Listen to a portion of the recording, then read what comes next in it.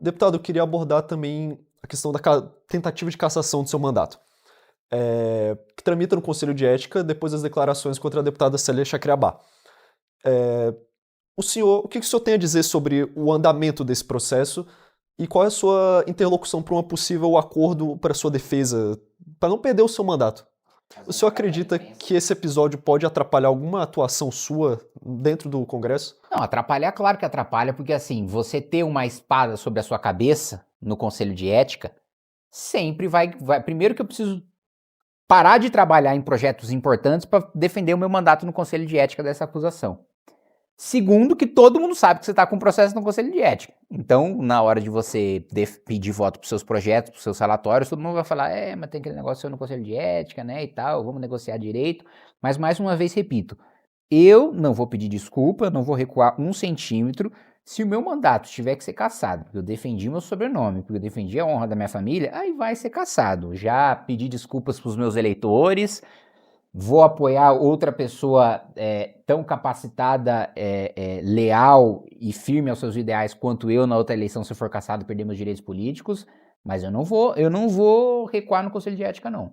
Vamos lá, não vou fazer acordo nenhum, porque eu não vou recuar, não vou voltar atrás, não vou pedir desculpa, tô defendendo a minha honra, meu sobrenome e a honra da minha família, né? Eu tava fazendo um debate crítico, incisivo, como sempre faço, mas sem nenhum ataque pessoal, mesmo porque eu nem sabia quem era a Célia Chacriabá antes dela vir com a caneta tentar furar minha mão. E eu falei fatos, né? Que ela ficou nervosa com os fatos. Falei que no licenciamento de Belo Monte teve tribo indígena que recebeu lá 80 caminhonete 4x4, trava elétrica, ar-condicionado, que recebeu centenas de cabeça de gado Nelore, centenas de cabeça de gado leiteiro, recebeu casa e 3 a 5 milhões de reais na conta corrente. Isso é fato. Se eu tivesse mentindo, iam ter me processado por causa disso, e até agora não chegou. Até peço que me processem, porque como eu sei que é verdade, eu vou usar a exceção da verdade no tribunal e você vai ter que pagar honorário para os nossos advogados, que já estão com os bolsos. Parem, por favor, parem de enriquecer os meus advogados, porque vocês fazem processos muito toscos, né, e acabam perdendo, ou muitas vezes falando barbaridades e crimes contra mim, e eu também processo e vocês perdem. Então, por favor, gente, meus advogados já estão ficando arrogantes. Eu disse isso, e aí ela ficou ofendida e disse, não, mas é um absurdo esse deputado estrangeiro que nem é daqui e não tem nenhum direito de opinar sobre os assuntos daqui. Primeiro que eu sou brasileiro. Segundo, até minha mãe é paraense, né? Eu sou mestiço. Mas ainda que não fosse mestiço, tenho muito orgulho de ter a minha ascendência japonesa, né? De ter avós japoneses que vieram para cá sem saber a língua, um travesseiro de bambu, depois o meu avô se virou sendo caminhoneiro e aí ele morreu, aí minha avó teve que criar o meu pai e os meus tios ali na roça, no Itaim Paulista, e vendia galinha e se viraram para cuidar um do outro.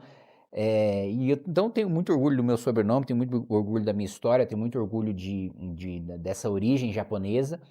E eu respondi o seguinte, ela estava lá com um cocar de pavão, pavão que é uma ave asiática, não tem nada a ver com o povo originário do Brasil, mas eu falei, olha, né, estrangeiro é lá o pavão que é daí próximo da terra dos meus ancestrais, mas tem gente aqui que parece que gosta de fazer cosplay. Aí ela ficou ofendidíssima, veio pra cima, pegou a caneta, furou a mão do Coronel Meira, aí a Coronel Fernanda tirou a caneta da mão dela, e aí eu fiquei sentado, só falando assim, então deixa ela aí, pelo amor de Deus, esse negócio patético, esse chilique que ela tá dando, esse teatro que ela tá... Como o senhor avalia a comparação entre o seu processo no Conselho de Ética e de outros parlamentares, como por exemplo os que obstruíram a Câmara, como por exemplo o deputado Janones, como por exemplo Eduardo Bolsonaro? Como que o senhor avalia essa equivalência de processos ali dentro? Não tem absolutamente nada a ver, né? Eu acho que o Hugo Mota, primeiro, ele se embananou inteiro nessa questão da ocupação da mesa diretora. E aí, meio que no desespero de dar uma demonstração de força, ele mandou todos esses processos ao mesmo tempo para o Conselho de Ética, como se eles tivessem alguma relação entre si. Então, assim, o que eu tenho a ver, o que o meu caso tem a ver com o Janones, que durante o discurso do Nicolas foi no meio dos bolsonaristas, sacou um celular para ficar chamando os outros de gay. Não tem nada a ver com isso. Não fiz nada parecido, né? Então enfim, é bizarro, né? Mas no Brasil, coisas bizarras acontecerem é terça-feira. Né? O senhor mencionou o presidente da Câmara, Hugo Mota. Como que o senhor avalia hoje o estado dele? Ele está fragilizado? Ele está da mesma maneira que começou, ele está melhor?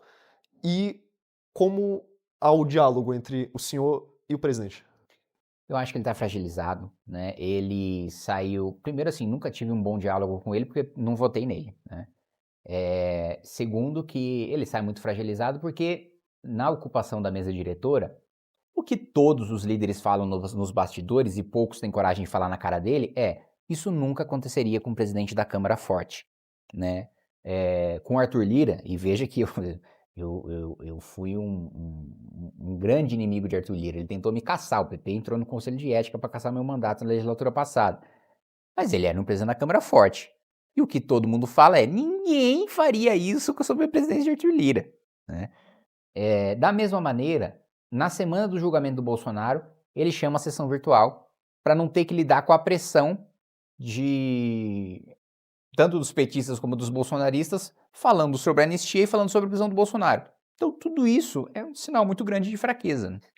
Deputado, passando agora para a parte final, as últimas perguntas.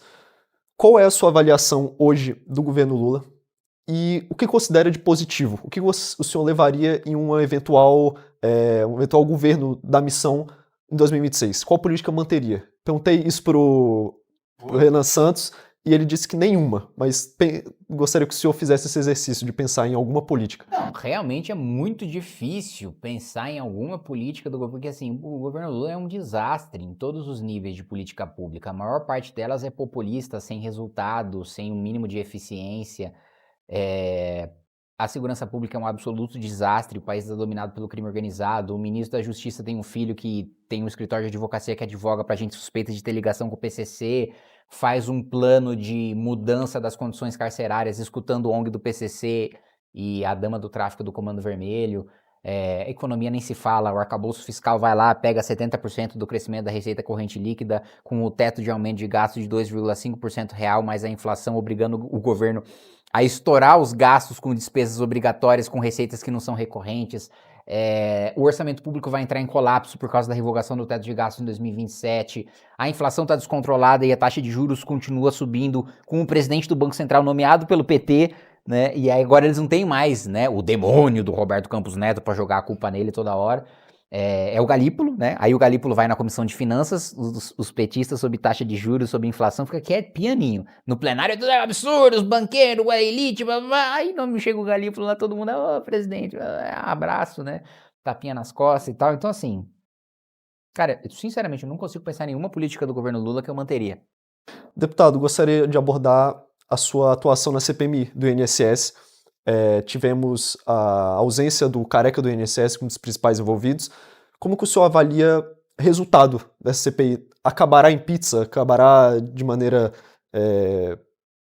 a história, o que fica dessa CPI até o momento? No que depender de mim, não. Eu acho que essa CPMI é uma que deu um resultado imediato, que eu considero que tenha sido da CPMI, da prisão do careca do INSS.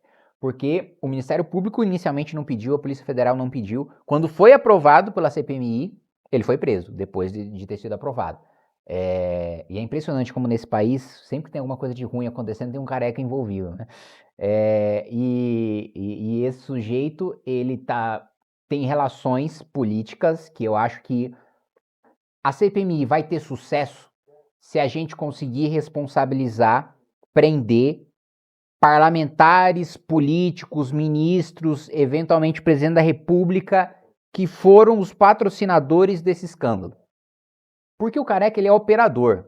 Ele ganhou milhões de reais com esse esquema. Mas o esquema não foi sustentado politicamente por ele. O careca não tem poder político. Alguém operacionalizou esse esquema. Indicações políticas. O careca chegou lá por indicação política. O Lupe chegou lá por indicação política. O presidente do INSS chegou lá por indicação política. Então, essa CPMI só terá sucesso, e esse é o meu trabalho, é o meu foco nela, quando a gente responsabilizar políticos, gente com mandato que fez com que esse esquema acontecesse. Deputado, por fim, gostaria de abordar algum outro tema? Olha, eu acho que um tema bastante importante e que a gente tratou aqui lateralmente é essa questão do colapso do orçamento de 2027. As pessoas não estão entendendo que existem gastos obrigatórios que decorrem da Constituição, e que eles vão ultrapassar 100%, ou seja, para pagar a despesa, só fazendo uma analogia, né? Vamos supor que você tenha lá um plano de saúde, a escola dos seus filhos, que você contrate ali, tem uma manutenção de uma câmara de segurança que você tenha na sua casa, o seu condomínio, o seu aluguel. Imagine que as suas despesas com isso, tirando vestuário, tirando conta de luz, tirando conta de água, as suas despesas com o seu convênio, com a escola, com segurança, essas despesas custem mais do que 100% do seu salário. Então, para você pagar essas despesas do mês a mês, você tem que fazer dívida. E não sobra para você pagar a sua conta de luz, sua conta de água, para você comprar comida, para você comprar roupa. É esse cenário de orçamento público que está se desenhando. Gás para todos, CAP, CNPq, Farmácia Popular, Minha Casa Minha Vida, os principais programas, todas as políticas de meio ambiente, todas as políticas de segurança pública não vão ter um centavo de... Toda a infraestrutura do Brasil não vai ter mais nenhuma manutenção, não vamos tapar mais um buraco de rodovia federal, de ferrovia, a partir do orçamento de 2027, porque não vai ter nenhum centavo. Então, ou a gente urgentemente aprova, e a gente apresentou a PEC do equilíbrio fiscal para reverter esse cenário, ou pela primeira vez na história do Brasil, nós vamos viver um shutdown, que é um apagão completo nos serviços públicos brasileiros. E as pessoas não estão dando a devida atenção para isso.